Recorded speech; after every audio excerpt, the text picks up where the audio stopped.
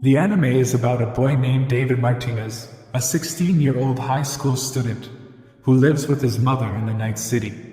David's mother, Gloria, works as an emergency medical technician, a low-paying job that barely allows them to afford their rent and other house expenses. Despite this shortcoming, Gloria, as a single parent, works extremely hard to save money so David can continue his education at the best school in this city. But because of David's poor financial status, his classmates tease him for being poor, commenting on how he stinks and how he should leave their school. For David's sake, the principal often requests Gloria to change David's school so that he can fit in with students and doesn't get bullied. But Gloria always refuses because, unlike her, she wants her son to have the best education possible. One day, after the washing machine cycle gets suspended because of insufficient funds, David goes to tell his mother about it, but finds her sleeping on the couch after an exhausting night shift. Hearing David's voice, Gloria wakes up. On learning about the washing machine, she apologizes and promises to recharge by the end of the day. She remembers something and asks David about the update he needed for his class. But David assures her he made it work. Gloria asks if it's an unlicensed software. Today she is going to be paid, so she can buy him an authentic one. But David again assures her it's fine. Spending so much money on just an update isn't worth it. Just then, David sees the news showing Gloria and her team on a crime scene. With excitement, he asks her about the details. Gloria shares that yesterday, a former soldier named James Norris turned into a cyber psycho and killed dozens of Night City police officers. Before he did more damage, MaxTac put an end to him. But because of this, she and her team had to clean up the whole mess left by him. As it's time for school, David heads out. On his way, we see the environment David lives in. He is surrounded by garbage, drunk and homeless people. Crimes happening in the broad daylight. After crossing his neighborhood, he arrives at the spot where he notices a white-haired girl. But when he goes to talk to her, she is not there anymore. He arrives at his class a little bit late. And because David isn't wearing his uniform, the teacher tells him to submit a uniform exception form after class. As the class is going, one of the students named Katsuo calls him a dirty gutter rat and, like usual, tells him to stay away from their school. David just ignores him.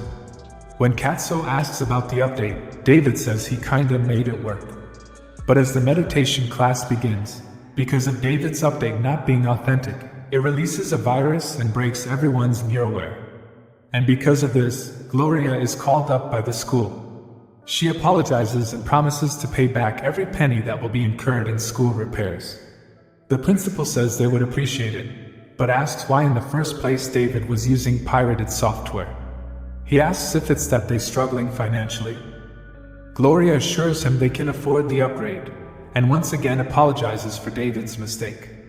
On the way home, she scolds David for trying to outsmart the system, because of which they have to pay double the amount. David apologizes, but he confesses that he wants to drop out and start working. They can't even afford repairs and rent, because a huge portion of her earnings goes to his schooling. Even if he graduates top of his class, no blue-collar company would hire a poor boy like him. Gloria gets emotional. She asks them why she is working so hard. She is doing this for him, and now he is saying things like this that hurt her. She knows he is a good kid and has a lot of potential. All he needs is to get the education she never had, and then he can live comfortably. David apologizes and requests her to not cry, or he will feel bad. Gloria says all she wants is to see him graduate and have a position at the top of Arasaka Tower. But just then, a guy carrying a machine gun fires multiple rounds at the car next to Gloria's. They end up getting caught in the crossfire and end up having an accident. After David gains consciousness, he finds his mother lying away from him, still unconscious. Luckily, the trauma teams come to the rescue. But upon checking, they do not have any insurance. They just leave. David is furious and curses them for being inhumane. Unable to get himself free, he shouts and begs his mother to wake up. But she doesn't respond. The scene shifts to a local hospital, where the doctor says the surgery was a success, but Gloria will need to stay here for some more time. David asks if he can see his mother, but the doctor refuses, saying he didn't opt for the premium package. He hands David Gloria's belongings and tells him to come after 3 days. David arrives at his apartment, but it's locked because the rent is due. He finds a way and gets inside. After searching, he finds out his mother has 2 accounts, and in one of them she has saved quite a lot of money. He is surprised, wondering how she made this much from her low-paying job. He also finds an implant, which after talking with the doc, finds out it's a military-grade implant called Sandevistan. David wants to sell it, but the doc offers $10,000. David doesn't sell it, because if it's a military grade it won't be this cheap. The scene shifts to the next day. On the way to school, David yet again looks for the white-haired girl, but instead finds Katsuo and others. Katsuo once again tells David to drop out, but David asks them why they keep bothering him if the fees are being paid. But this is what bugs Katsuo. He asks, how come his single mother can afford to pay such an amount in the first place? Because this only means she is providing extra services to her clients. David gets angry and tells him to shut up. But Katsuo pushes him and shows off his new implant that has enhanced his speed and strength. Using it, he beats David to a pulp, that too without wasting a sweat. Now, he threatens David to leave or he'll do this to him every single day. After they leave, David is called up by the hospital and told that his mother has passed away. David asks what about the surgery being a success, but the doctor says her situation suddenly became worse. And if he had purchased a premium package, she would have been monitored 24/7. But what's done is done, and tells David to pay the bill today itself. It's too much for David to process. After cremating his mother, as he walks home, he receives a call from the school about the payment of repairs, and from the landlord about the rent being due. Everything is happening so fast that David is getting irritated and cannot even process his mother's death. He wants to sell the implant to earn some money, but the doc lowers the price even more. David is done with all of this and makes his decision. He goes up to the doc saying he wants to install this implant. Doc laughs and says it's a military grade. No way a kid's body will be able to handle it. But David asks who he is to care when all he cares is about making money by scamming people. The doc laughs and agrees to install it. But he says that once David is dead, he will be taking away that implant as well as selling his other body parts. After going through the surgery, the implant is installed. Straight after this, David goes to his school and kicks Katsuo right in the middle of the class. Katsuo is confused, asking what he is doing when there are cameras here. But David says he doesn't care a bit. Katsuo gets furious and uses his implant powers. The moment David uses his, the speed increases astronomically and he lands a punch that sends Katsuo flying away. While crying like a pathetic loser, Katsuo threatens David to expel him using his father's reach. But David doesn't care a bit because he is dropping out. He arrives home using his implant and lies down. On the other side, Tanaka, Katsuo's father, is shown the recording of David beating his son. On knowing David is using Sandevistan, without showing any side effects unlike the soldier, Tanaka is intrigued by this. He believes David can be used as a test subject to use other military-grade implants. He tells his assistant to remove David's expulsion and bring back him by luring him with financial aid. At home, David receives a call from the school about his expulsion removal. But he just hangs up the call. After taking a shower, he heads out and gets on a train. There he sees the same girl's reflection and notices she is going around passengers and stealing their data chips.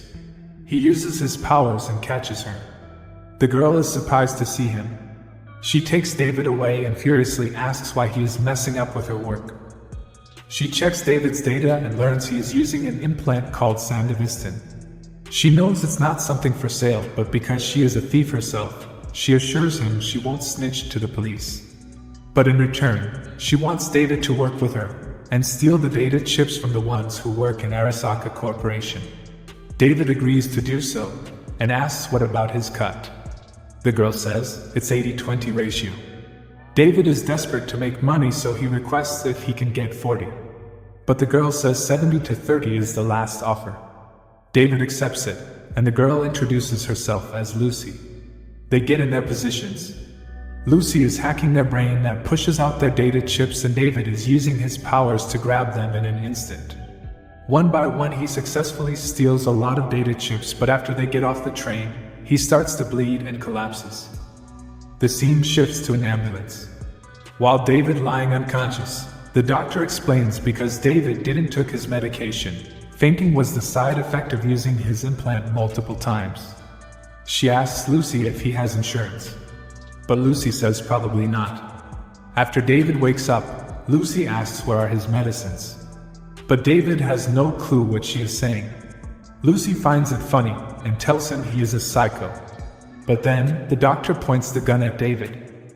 She knows about Sandevistan and is going to sell in the black market for a nice amount. Lucy doesn't like where this is going. She tells David now their share is 80-20.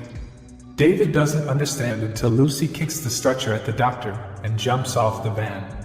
While carrying David on the stretcher, she dribbles past the cars and appears to be enjoying it a lot. At first, David was amazed to see the look of Lucy, but by the time they exit the tunnel, he is in no condition to speak. After his request, Lucy takes him to the doc's clinic. Doc, knowing David used his implant 8 times, laughs and asks if he is psycho. He didn't think he would last after a single use, but for now he gives his meds. While Lucy is waiting outside, the doc advises David to keep it at 3 maximum.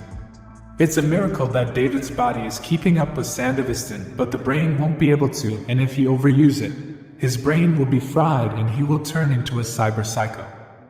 Outside, David meets up with Lucy and asks if they can do one more job. But Lucy refuses, saying no more for today. She takes him to her apartment and gives him a drink. David looks around and notices a poster. He realizes it's one of those advertisements that promises you a paradise on the moon. He finds it an absurd lie, because a lot of people have died trying to turn that dumb rock into something useful. He says to him, "It sounds more like a prison."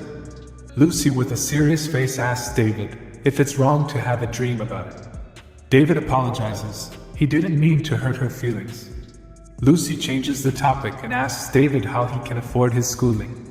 When she checked his data, she found out he went to Arasaka Academy. Considering he is having financial difficulties, it's hard to believe he was enrolled in the most expensive school in Night City. David says it's just that his mother used to work very hard for his education. Her dream was to see him get a job at Arasaka Tower and become a top employee. Hearing this, Lucy asks David what is his dream. David, in a confused tone, asks if that's any different. Lucy tells him he and his mother are 2 different people. Working for someone else's dream is not the same. But to David, there is nothing wrong with that. He asks Lucy, what about her dream? Does she really want to go to the moon? Even though David called it a prison, to her, this city is a whole lot worse. She wants to go as far as possible away from this suffocating life. Lucy decides to show him something. She takes David to a virtual tour of the moon. David is stunned to see the resolution of this thing. He is just floating and jumping around. Lucy is loving his reaction. She asks how is it, and David expresses how fun it is. Lucy grabs his hand and drives the lunar rover around the moon. After having some more fun wearing an astronaut suit, they sit on the edge of a crater, and Lucy tells him this is the first time she has shown this to anyone. David asks why she wasted her first time on someone like him. Lucy says it just felt it was right. She feels as if they will be a good team. David is very happy to hear it. But then he hears a manly voice and is pulled back to reality with a bunch of people standing in front of him to attack. David is devastated to know Lucy sold him off. A guy named Maine is furious because the implant David has installed is actually his. It costs a lot of money to just remove through operation, so he thinks it's better to pull it with his bare hands. Lucy tells them to do whatever they want, but do it outside her house. She doesn't want blood on her floor. Maine asks David why he stole his Sandevistan. He was supposed to receive it yesterday, but after he paid the money, the seller just ghosted. He usually doesn't pay up front, but Gloria was one of the very few people he knew was pure at heart.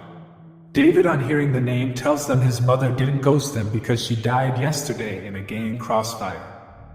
Maine feels bad to know this, but he won't let David off the hook just because of this. David asks if they are cyberpunks who are known as edgerunners. Maine asks, so what? On confirming this, David requests them to let him keep this implant, and he will pay back by doing the jobs. Pillar laughs and says no way a kid can use a military-grade implant with a tiny body size of his. But Lucy tells them David did a total of 8 times. They still don't believe it, so David in an instant grabs Pillar's cigarette and puts it back. He requests them for a chance and promises he will make it worth it.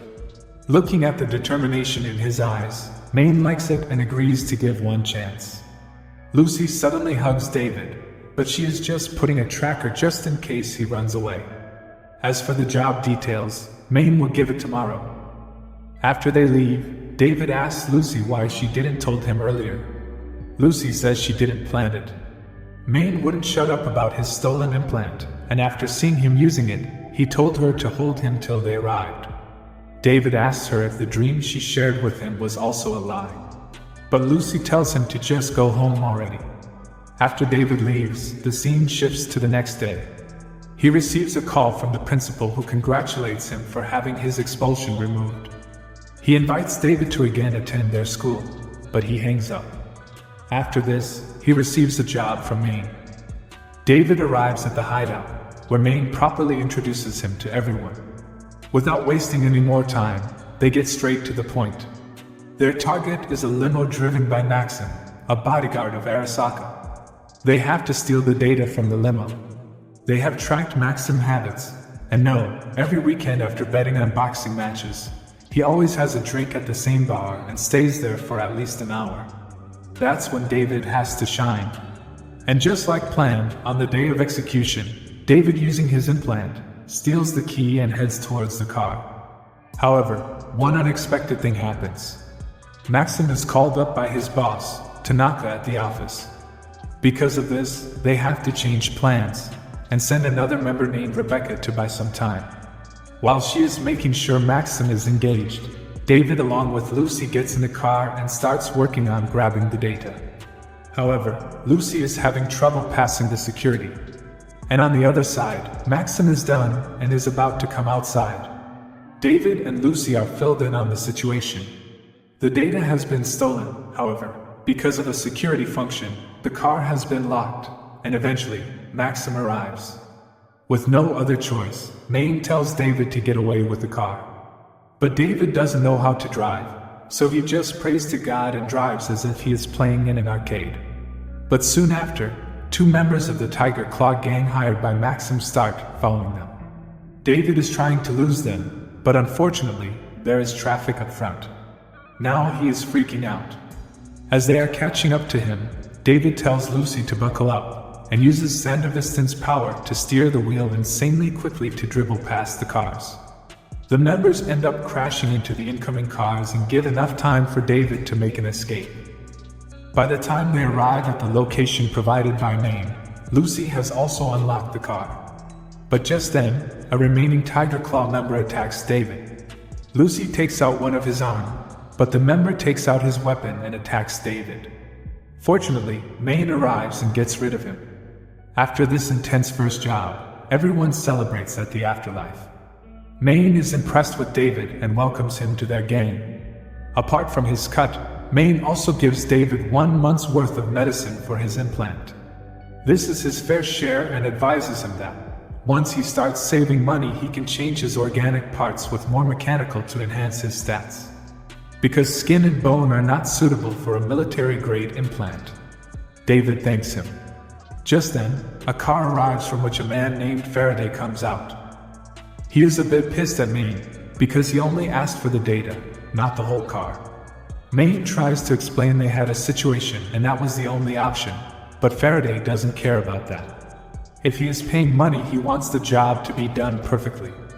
Now because of this, their target, Tanaka, is on high alert, and now they have to wait until he lowers his guard again. After Faraday leaves, David asks about him. Maine tells him Faraday is a fixer who receives jobs from clients and then distribute those jobs to edgerunners like them. After Maine also leaves, David looks at Lucy. He wants to talk to her, but sees she is with Pillar, and they seem to be in a relationship, so he is hesitant to approach her. He then receives a call from the principal once again requesting him to join the school. David again refuses, and after hanging up the call, he looks back at Lucy, but she has left with Pillar. As per Faraday's order, they are keeping an eye on Tanaka's house, but notice no one is going in or out. Faraday didn't tell them what exactly they are after, but considering Arasaka has cleaned a house just because of a stolen car, it must be big. Maine has told Kiwi to keep an eye on Tanaka, but until she reports him there is nothing to do. So Dorio and Maine make themselves busy as well. But just then, Maine receives a call from David asking if there is any job. Maine tells him he is a bit busy, but if he needs some money then it's a different case. David refuses and says he just wants to become a better edge runner like them. After receiving the job details, David meets up with Aldo and gets a package. From here, he goes to the location, where Rebecca opens the door. He freaks out on seeing the gun and tells her he is just here to deliver the package to Pillar. Rebecca calls her brother, and the moment Pillar sees it's his new golden hand implant he gets all excited, and tells Rebecca to give a tip to David. However, the tip Rebecca gives is 20,000, and seeing David's reaction, she laughs and calls him adorable. Afterwards, David receives a message from Lucy and meets up with her. She makes it clear it was not her who wanted to meet him, it was Maine's idea. She tells David in order to become an edge runner, he needs an implant or two. David understands it but asks if she is a net runner. Because unlike others, she mostly hacks into things rather than being in the front line. Lucy replies yes, that's what her job is. David is surprised, because Lucy looks to be around his age, but is very experienced at her job. David asks about her relationship with Pillar. Earlier he saw them together, so he was wondering if they are dating. Lucy says it's not like that. He is just a team member who acts like a mentor. But sometimes when he tries to make his moves on her, she just has to put him in his place. For some reason, David is happy to know this. After an hour of running, Lucy is impressed to see David was able to keep up with her just with his organic parts. After tracking his other stats, she hands him his training regime and says if he is serious about becoming an edge runner he must follow this. Following this, David gets into more jobs, takes on fights, follows the training regime, and learns teamwork. Slowly, the relationship between David and Maine grew stronger. Maine becomes a father-like figure who teaches how to drive, about the medication, and also advises David to go make out with Lucy. But David doesn't think she is interested in him at all. He does tell Maine about the dream she shared with him. But now thinking back, he realized she was lying and just stalling for them to arrive. Maine advises him to go and talk to Lucy. If he is interested in her, he must be a man and take initiative. Because in Night City, having a normal love life is a blessing. As days goes by, David improves his shooting skills, physique, and using the saved up money, gets new leg implants to help him increase his speed. And just like this, David eventually starts to be more like an edge runner. After one of the jobs, on the way to celebrate at Afterlife, they notice a guy pissing in front of their bar. Everyone ignores him, but Pillar is kinda pissed and decides to throw him out. However, the guy's eyes are acting strangely, and suddenly, he kills Pillar. For David, everything starts to move in slow motion. The rain droplets, Kiwi running, the guy shooting, and Maine kicking him to save him. Rebecca is furious and keeps shooting in anger. But as she is about to be hit, Maine saves her. For some reason, Maine's arms aren't working, and David notices Lucy is by herself, trying to hack the guy's mind, but it is not working. And as he is about to attack Lucy, David uses his powers to get close to him in an instant and shoots. After this, he goes to check up on Lucy, but the guy is still alive. Before he shoots, Maine punches him and Rebecca lands the final blow. After this, Maine decides to stay with Kiwi to explain the incident to the NCPD. So he tells others to leave. After dropping Lucy, she is about to enter her home, but David wants to talk to her about something. Lucy takes him to her favorite spot, but today it's cloudy and it's ruining the view for her. She tells David she also wanted to talk about something. It must look like she was lying to him that day, but she wasn't, and it was the first time she shared her dream with anyone. David asks then why she didn't said something sooner, but Lucy says he was angry at her, so she was keeping her distance. David admits he was a bit angry but didn't hate her. Lucy is glad to hear this. She tells David she thinks he would be a great edgerunner, but she doesn't like him in this field. Unlike her, he is a good person who tries to help everyone in need. He has a bright future and should stay away from this industry. But David tells Lucy he wants to stay with her, so one day he can take her to the moon. Lucy gets emotional. She kisses him and says she just doesn't want him to die. David promises he won't, and they share a kiss. The scene shifts to the next day. Now that Pillar is dead, his golden arms are offered to David. But David refuses because he has sights on someone else's, and it's Maine's implants. Maine likes the determination and says it's only when he dies. But he does warn David, it's too much for a little kid. David says he is fine with it. Just then Kiwi enters the room and informs about not being able to breach Tanaka's security because he has upgraded his defenses after their last job. David doesn't know who Tanaka is, so Kiwi tells him he is the father of the kid he punched. Maine is stunned to know David went to Arasaka Academy. No wonder, Gloria was so desperate to earn money. Kiwi says most of the things in Tanaka's private file that they got from the limo are trash, and the rest are videos of cyber psychos. Maine wonders what a freak has hobbies like this. Kiwi further shares these videos are made by someone named JK. David, on hearing it, says he knows who is it. It's Jimmy Kurosaki, a famous director who is known for putting up videos of cyber psychos within 24 hours of it happening. But Kiwi asks if there is something else that he can help her with. David says there are also custom-made footages for VIP. If Jimmy is tuning the footage for his clients, Tanaka gotta be there as well, and probably alone so no one finds out his weird fetish. Maine is impressed and says they can work with this info. After meeting up with others, they make a proper plan to catch Jimmy first. Tomorrow after Jimmy leaves his apartment, everyone is in the position waiting to ambush him.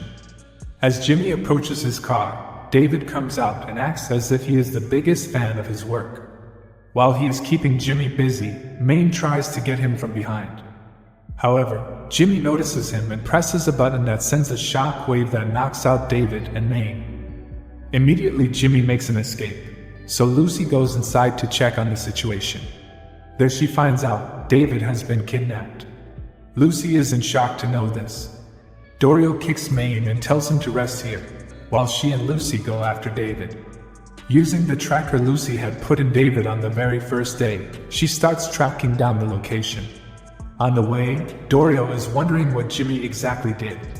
It got Kiwi real bad and gave her a bit of shock as well.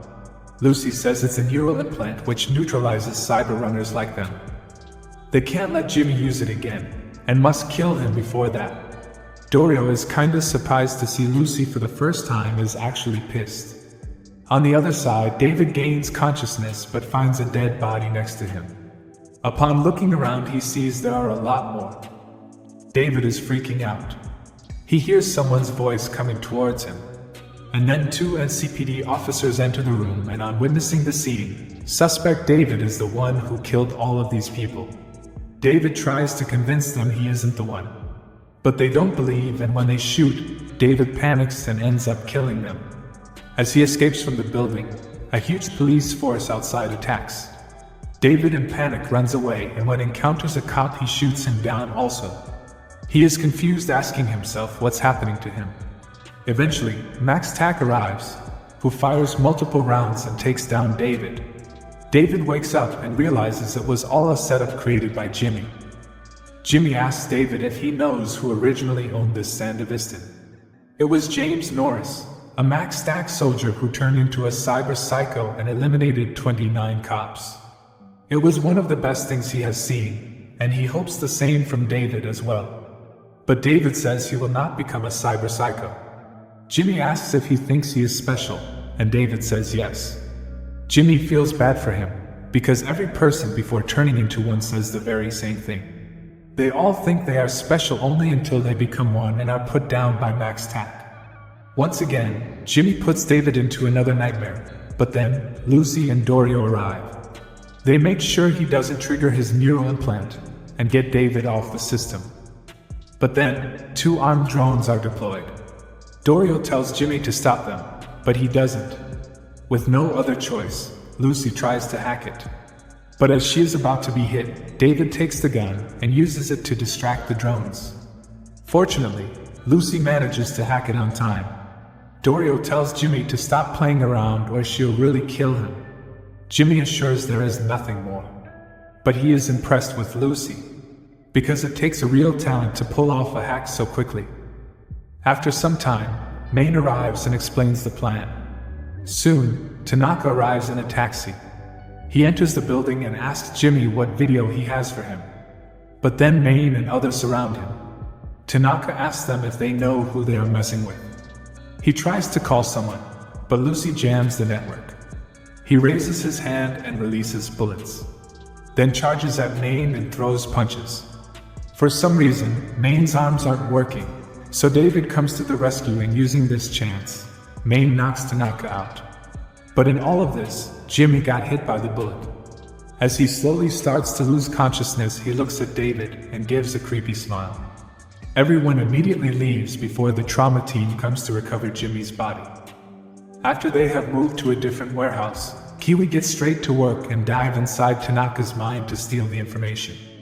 Outside, we see Maine is having difficulty using his arms. All the implants he installed are putting a load on his brain and body. Dorio urges him to reduce the implant once this job is done, but Maine says he is fine as long as he keeps on taking meds. But just then, his eyes start to act weirdly, similar to the drunk guy we saw a few days ago. He suddenly goes unconscious, and when he regains it, he finds Kiwi lying beaten up, with Dorio and Falco next to her feeling exhausted. Maine asks what happened, but Falco punches him. Following this, Dorio calls David and Lucy up. After Kiwi got hospitalized, they need Lucy to hack into Tanaka's mind. But Lucy doesn't want to. David asks what happened in the first place.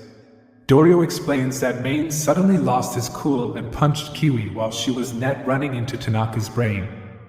Lucy tells Maine to get himself checked, but he gets pissed and leaves. Dorio tells them she suspects Maine is turning into a cyber psycho. David is in shock to hear this. He goes up to Maine and asks if it's true he is going to become a cyber psycho. But Maine gets angry and slaps him.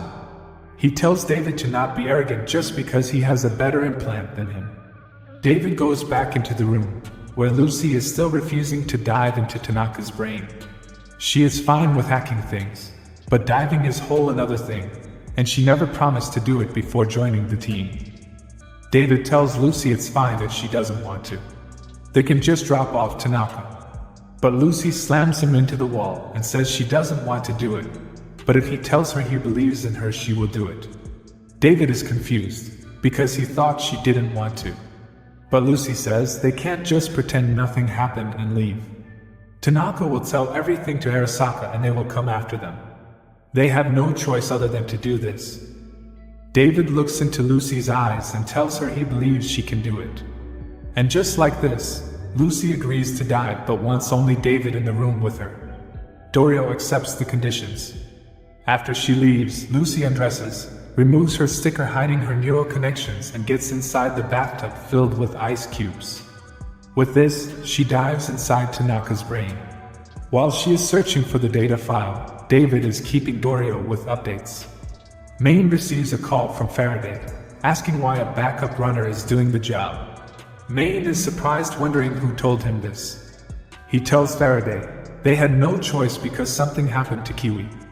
Faraday understands the situation but says there's no more room for error like earlier. After hanging up, Maine suddenly falls down. Dorio injects the medicine, but Maine is unaffected and lying with his eyes wide open. In the other room, Tanaka gains consciousness and it starts to create trouble for Lucy, making everything inside his brain glitchy. Just in time, she finds the data and starts downloading it. But surprisingly, she comes across a file of David, and on going through it she is stunned. Back outside, David is about to put Tanaka back to sleep. But before that, Tanaka requests David to stop this, because he doesn't want to die. David assures him all they need is data, and once they get that they will let him leave. But Tanaka says it's not possible. He has seen everyone's faces. Arasaka will hunt each and every one down. He urges David to save himself at least. He is a bright student and promises to give him a job at Arasaka Tower where his future will be set. But David says he can't let him go. He can't betray his comrades. Main and Dorio enter the room and are angry to see Tanaka awake. They try to put him to sleep again, however his brain gets fried. Main is freaking out. They can't let him die, at least not now. However, because of this, Lucy is now also in danger. Before it's too late, Dorio exits the operation, and David unplugs the cord. Thankfully, both Lucy and Tanaka are alive. Main gets angry at David asking what the hell he was doing. But David also gets furious and asks Main what's wrong with him, knocking Kiwi out, dropping all this on Lucy and then blaming him. Main is angry, but Dorio tells them they cannot waste any more time. After Tanaka's brain got fried, it sent a signal and the trauma team are on the way. As per Main's order, David put Lucy in the getaway car. But as he is about to return inside, Lucy gains consciousness and asks him what happened. David explains the situation and tells her that Main and Dorio are coming here with Tanaka so they can try again to grab the data somewhere else. But Lucy panics and says there is no need to. There was no data there to begin with. Lucy tries calling Main and Dorio, but they aren't picking up. David wants to go inside, but Lucy says she is receiving signals from the trauma team and NCPD. They are here, and if David goes out, they will kill him. David says he won't die. Lucy urges him they should just leave, because Dorio and Main both might even be dead. But David says he can't just leave. He asks Lucy why she is acting so weirdly out of sudden.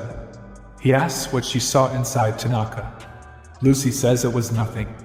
David can see she is lying, so he just leaves. Inside the building, Main is starting to turn into a cyber psycho, firing bullets like a maniac. Worried Dorio, when tries to bring Main back to his senses, ends up getting shot and dies on the spot. Main is in despair to realize what he has done. He gets surrounded, but then he kills Tanaka and completely turns into a cyber psycho. As he is taking everyone down, the trauma team calls up the Max TAC to handle it. David arrives and is stunned to witness the scene. He tells Main they should run away while they still have chance, but Main says he can't. So David also decides to stay and fight together. Main can see David is nervous and tells him to leave. His end has come, but for David he still has much longer to live. Just then Max TAC arrives. As Main presses the trigger, multiple bombs explodes and David sees everything happening in slow motion. On the other side, Lucy is calling David, but he isn't picking up. But just then, he gets in the car, carrying Main's implant, blood all over his face, and crying over Main's death. The scene shifts to a month later. David with his new implants is on the way to their new job with Rebecca and a recruit named Julio. Because it's Julio's first time, his overexcitement kinda irritates Rebecca. As his senior, David advises Julio to stay behind and not to rush it. Upon arriving at the location, Kiwi gives a thorough inspection to find out the number of enemies inside the building. After doing that, she temporarily immobilizes them, and then Rebecca and David do their job to eliminate them. They successfully wipe out everyone except their boss, whose whole body is of implants. Scared, Julio points the gun, but David stops him. After taking out his jacket, as the boss is about to hit David uses Sandevistant power and instantly gets behind and eliminates him. Once every threat has been eliminated, Kiwi tells them their target is behind the door along with other kidnapped people.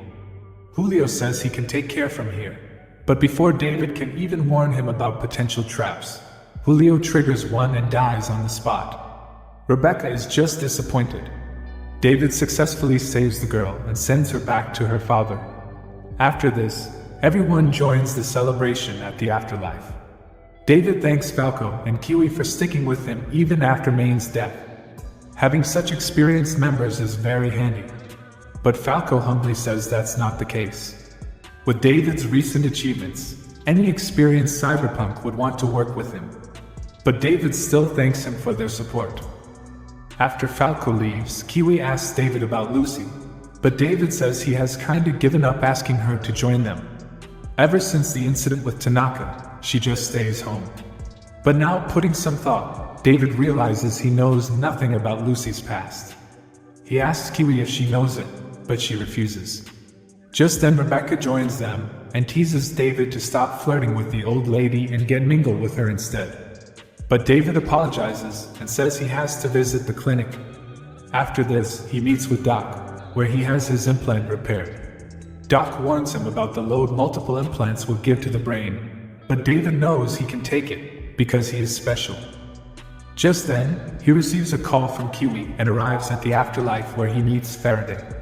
David gets straight to the point and asks what's the job. But Faraday calms him down and says there is no need to rush. Because of David's recent accomplishments using Sanderviston, many consider him the best cyberpunk to get their work done. And like any other fixer, he wants to hire him. The job is to eliminate the head of Arasaka Laboratory, Dr. Evans. David says, consider it done. Faraday asks about the backup netrunner who passed to Arasaka's security with ease. He wants her to take part in the job as well. But David tells him after Tanaka's incident, she left the team. Faraday finds it a waste of talent but urges David to convince her to join the team. The scene shifts to home, where David is greeted by Lucy. She asks him how his day went, and he shares about the job being done, but unfortunately, they lost a rookie. There is a place Lucy wants to take David, so they get on the bike and go out of Night City where the stars are very visible. David is amazed to see this view. He never left Night City, so he never knew such a view was even possible with the naked eye. David asks Lucy if she can talk about her past. It's fine if she doesn't want to talk about it, but he wants to know about the person he loves. Lucy decides to share her past. She is from a different country, where she was raised in an Arasaka facility as a netrunner along with 12 other orphans. They were forced to dive into the old internet, which was collapsed around 50 years ago. And Arasaka was interested in it because of the vast amount of lost knowledge in it. But the old internet was a nest of illegal malware and aggressive artificial intelligence, so many would lose their life encountering them. And with every dive she started fearing her time would also come. They were being killed for someone else's dream, so they asked themselves, if they were going to die, then why not die trying to escape? And that's what they did. They used their skills against the staff and escaped. Many were hunted down, but she kept running and running. She started traveling to survive and ended up in this country and settled in Night City. David asks if she still feels like she is being chased. But Lucy doesn't, and says she has gotten too comfortable living here. Just then, David's arm starts to shake weirdly. Lucy asks about it, but he says it's fine. Lucy requests him to reduce the load, because she doesn't want to lose him. David hugs her, and assures her everything will be fine. On the other side, Arasaka has hired a freelance netrunner named Jamie to find out the hacker responsible for corrupting the data file of potential test subjects that were stored in Tanaka. However, before the hired netrunner can dig any further, they are killed by Lucy. The scene shifts to the next day. In the Arasaka research facility, a staff asks Dr. Evans permission to leave early because of some plans she has this evening. The doctor asks what's the occasion, and the lady says today her son got into Arasaka Academy, so she wants to celebrate it. The doctor congratulates her and says she can leave, but before that, hand him the G2 sample. The lady quickly grabs the sample, but when she returns to the room, the doctor is dead. David, on seeing her, for some reason panics and ends up killing her as well. He meets up with others and leaves. On the other side, the news of Dr. Evans's death reaches the Arasaka executives, and they are wondering if the person who killed Jamie is somehow related to this. It's hard to say if they are the same, because Jamie's brain was fried and Dr. Evans was shot. To them, finding the Netrunner is more important than finding the killer of Dr. Evans, but they have no clues and no understanding of their purpose. One thing they have found out is that Faraday was the one involved in Tanaka's incident. For now, they have to get him under control and remind him what happens if anyone tries to mess with Arasaka. Faraday is on his way when a bunch of armed guys starts attacking his car. They are told to kill everyone except Faraday. However, Faraday has no intention of being a captive and uses firearms to deal with them. He manages to escape and hides in an underground parking lot. There he is talking to someone from Militech. From now on, he will not receive any money until they get their data, which his hired cyberpunks failed to steal from Tanaka. The following day, at a diner, Faraday meets up with Douglas, one of the people who hold the top position in Arasaka. He gets straight to the point and offers Faraday an opportunity to work for them instead of Militech. Alongside paying him money, Douglas also assures Faraday he will be free from any accusation regarding Tanaka's death. Faraday is indeed intrigued and asks what he has to do. Douglas wants Faraday to hunt down a Netrunner who has been interfering with their data recovery efforts regarding the cyber-skeleton since Tanaka's incident. Faraday accepts it and assures him consider it done. On the other side, Rebecca and David are on their job and taking care of their targets. As David is about to shoot the last person, he sees the lady's face from before and panics. Before it's too late, Rebecca takes care of the guy. After job, when David gets off at his location, Rebecca also leaves and goes after him. She asks why he froze up during the job. She is worried for him and urges him to reduce his implants. She still remembers her brother's death and doesn't want him to turn into a monster like that. David assures her he is fine. The scene shifts to night. In the apartment, David is staring at the photo with his mother and remembers about the job where he killed Dr. Evans. He never intended to kill the woman, but he started hallucinating and in panic killed her. This is something that has been taunting him non-stop. Suddenly he collapses. The next he wakes up is in the doc's lab with Lucy sleeping on a chair. Doc asks David since when he was showing symptoms. All these implants are finally showing the limits of his brain. But David is angry and tells the doc to just give him meds, not lectures. Even now, David is having hallucinations. His eyes are acting weirdly, but then Lucy stops him. Afterwards, Doc increases the dosage and tells him that this will last for 10 days. David apologizes, but Doc says it's fine. After leaving, Lucy asks what was that. She grabs his hand, but David throws it away. Lucy reminds him his body and mind have limits. Just taking more medicines won't solve a thing. It's time to lower the implants. But David says he can't. His mom and Maine had plans for him, so there are things left for him to do. She asks if he really thinks he is special. He just have a higher tolerance than others, but that's it. In the end, he is a human and humans have limits. David asks if she will return to the team again, but Lucy says she can't come now, she needs time. He asks what she is hiding from him, or is it that she can't trust him? Lucy says she has her reasons. David can understand this and promises he won't ask her ever again. But now he thinks they should go their separate ways. Lucy gets emotional and says that's not what she wants. But just then, she receives a notification about a breach by a foreign Netrunner. She apologizes to David but says she has to go.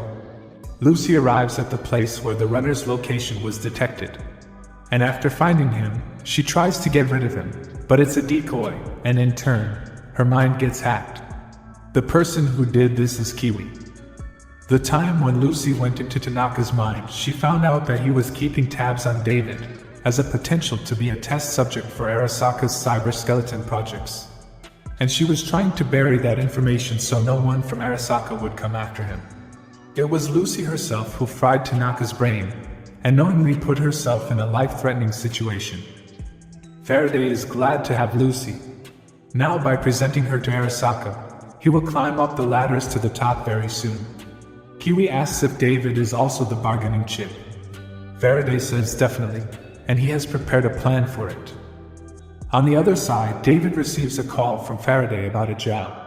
David accepts it and explains it to others about it being their biggest job ever. They arrive at the location. There is an Arasaka vehicle coming into the city from the east, and they have to steal the whole armored vehicle that is carrying a weapon. For this job, they are being paid $500,000, but they are also wondering if it's really worth it. They are 5 against the whole Arasaka security. But Kiwi assures them, as per her source, Arasaka security will be split in half after a diversion that will be created by a small squad hired by Faraday. And just like planned, after the security is split, David and others head towards their target vehicle. Rebecca remembers what David has requested her. She really hates it when people make puppy eyes to make her do something. But as a condition, she tells him to not use Sandevistan.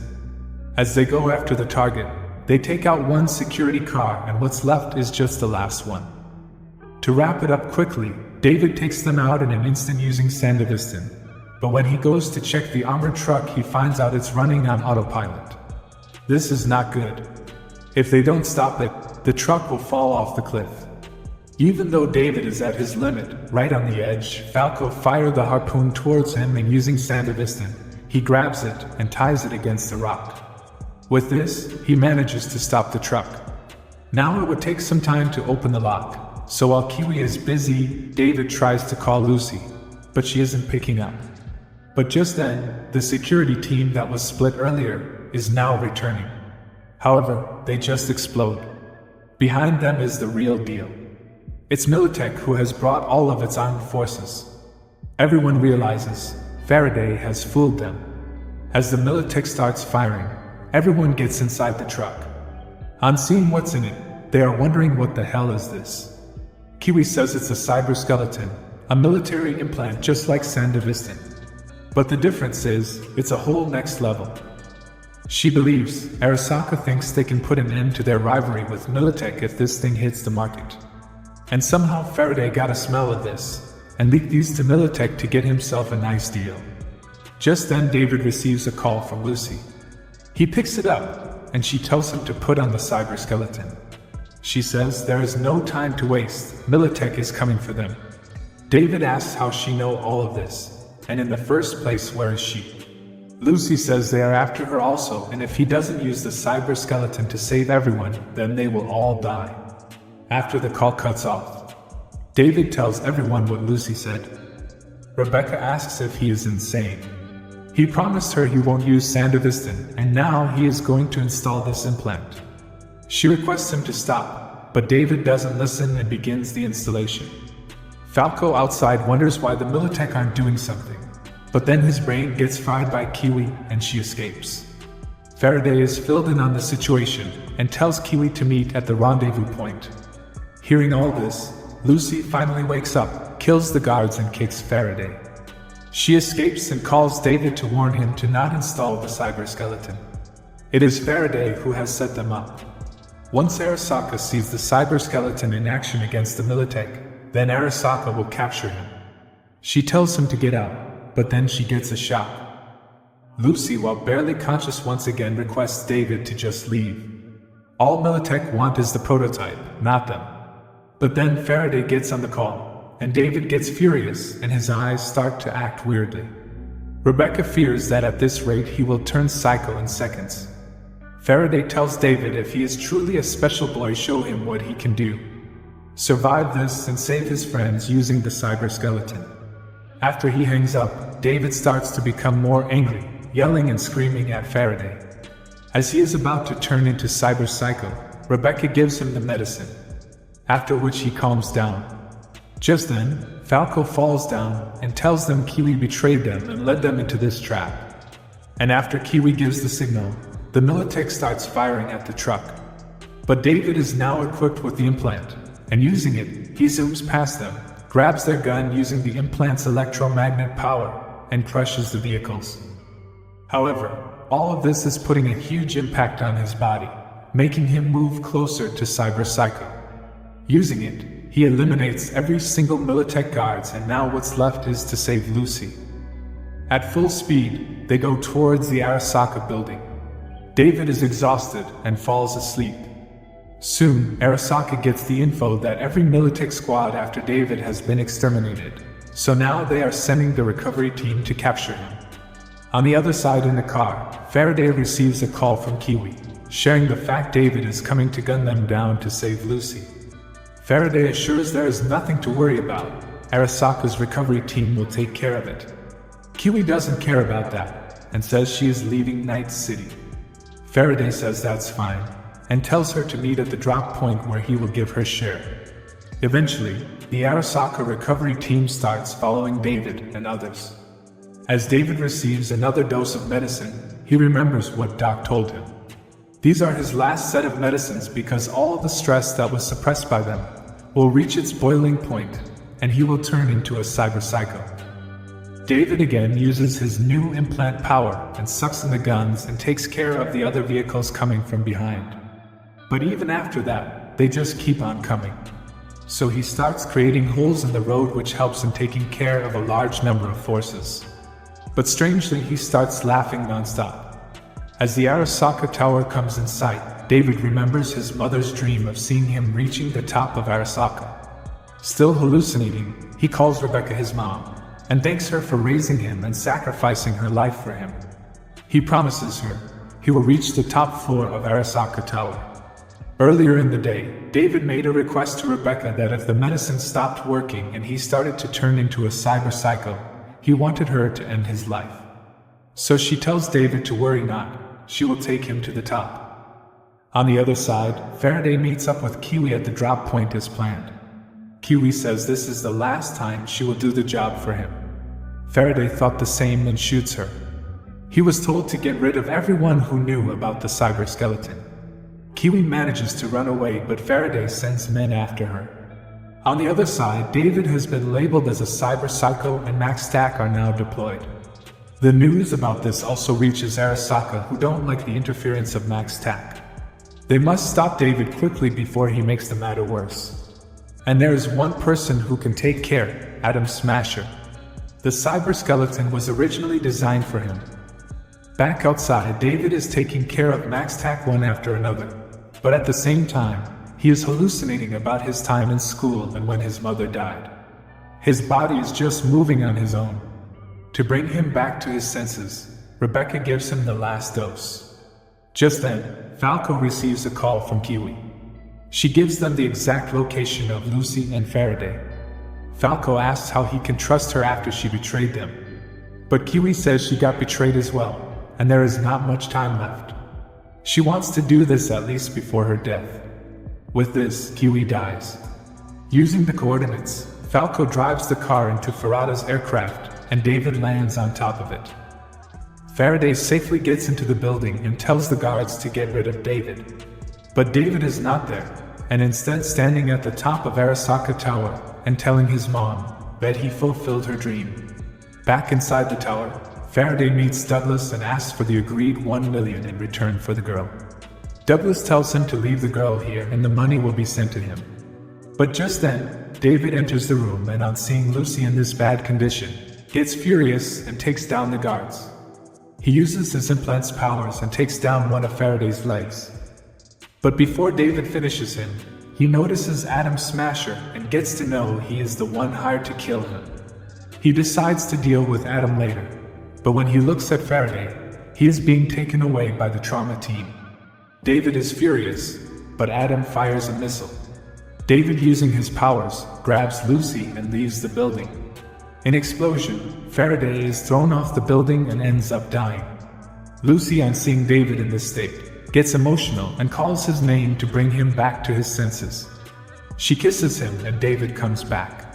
She asks why he installed it. But David knew this was the only way to save her from this city. He couldn't save his mother or Maine, so at least he wants to save her. But Lucy asks what about him. She doesn't want to lose him. David says there is nothing left for him to do. Unlike him, she has a dream. He wants her to achieve it. Everything else doesn't matter to him. Below, both Falco and Rebecca are taking care of Arasaka's security, but they are about to run out of ammo. Just then David arrives. After putting Lucy inside the truck, he tells Falco there is a favor he wants him to do. But just then, Adam lands straight on Rebecca, which ends up crushing her to death, also making everyone fall underground. Everyone is furious. Adam, using his own implant powers, has a duel with David. Lucy is trying to hack Adam's brain, but isn't able to, and in turn, gets a shock. While David is buying time, Falco comes and takes Lucy away. She asks Falco what he is doing when David is still there fighting. But Falco says this is David's last wish. He wants her to use all the money he has saved to go to the moon and settle there, far away from this suffocating city. Lucy is emotional, and eventually, Adam completely destroys David. But even before his death, David is smiling, knowing he at least saved Lucy. A few weeks later, Lucy finally arrives on the moon. The dream she long had is now a reality, but at the cost she never wished to pay. Even though Lucy is here by herself, she is not alone. Because as long as she breathes, David will also be alive in her memories. If you enjoyed the recap, please consider liking and subscribing this channel. Have a wonderful day ahead.